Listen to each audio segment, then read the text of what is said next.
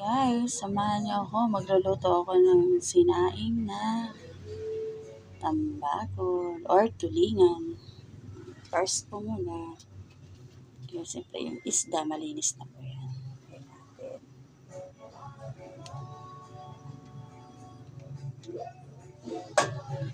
Malinis na po yung isda.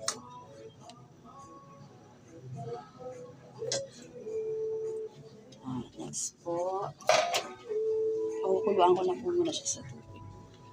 Luya. Mas maraming luya, mas matanggalan din siya. Mas masarap. Mas bawang.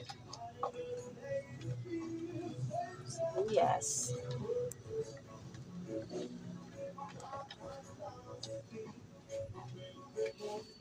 Tapos po ang paminta.